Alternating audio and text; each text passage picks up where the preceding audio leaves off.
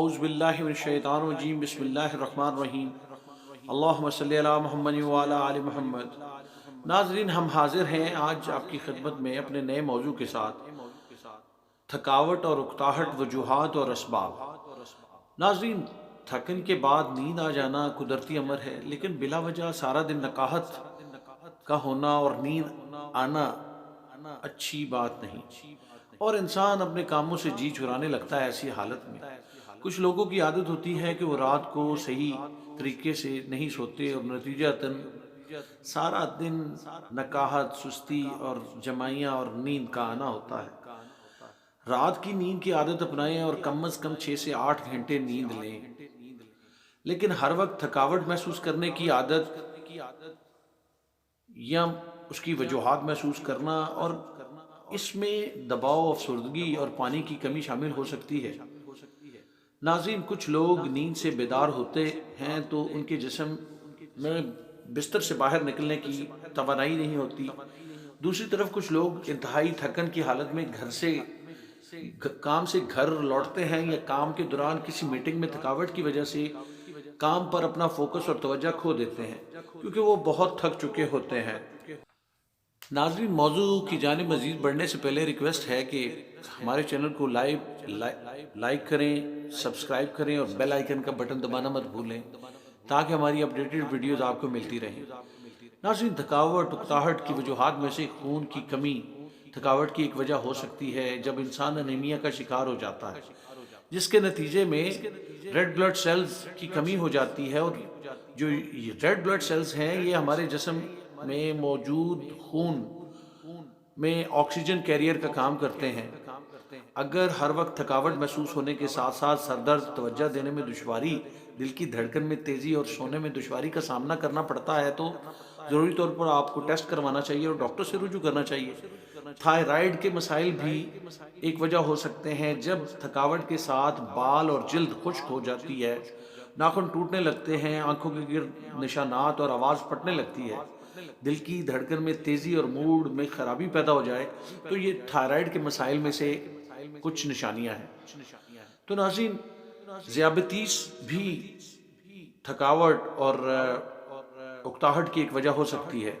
اگر طاقت میں کمی کے علاوہ کوئی شخص سستی، بار بار پیشاب کی حاجت، دھندلا پن، وزن میں کمی، چڑچڑاہٹ کا شکار ہو اور غصہ محسوس کر رہا ہو، تو اسے خون میں گلوکوز کی سطح بلند ہو جاتی ہے، اور جو تھکاوٹ ذیابیطس کی علامت ہو سکتی ہے، کیونکہ میٹابولک ڈس آرڈر انسولین کی پیداوار کو ناظرین محدود کر دیتا ہے، کہ انسولین کی مقدار جو ہے وہ صحیح طور پر پیدا نہیں ہو پاتی، جس کے نتیجے میں تھکاوٹ، کمزوری سمیت متعدد بیماریاں پیدا ہو جاتی ہیں۔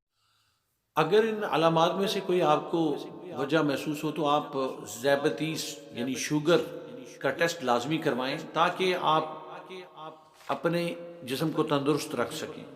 اسی طرح ناظرین، وٹامن B12 کی کمی بھی تھکاوٹ اکتاہٹ کا سبب ہو سکتی ہے، کیونکہ وٹامن B ایک ضروری وٹامن ہے جس کی جسم میں توانائی کی سطح کو برقرار رکھنے کے لیے بہت زیادہ ضرورت ہوتی ہے۔ جسم میں وٹامن B کی کمی تھکاوٹ اور ذہنی الجھن کا سبب بنتی ہے۔ اسے اضافی غذا کے طور پر میڈیکیٹڈ شکل میں مختلف میڈیکل سٹورز پہ اویلیبل ہے، یہ لے سکتے ہیں ہم، لیکن قدرتی ذرائع سے بھی وٹامن B12 حاصل کیا جا سکتا ہے، جیسے انڈے، مرغی، مچھلی کھانے سے حاصل کیا جا سکتا ہے۔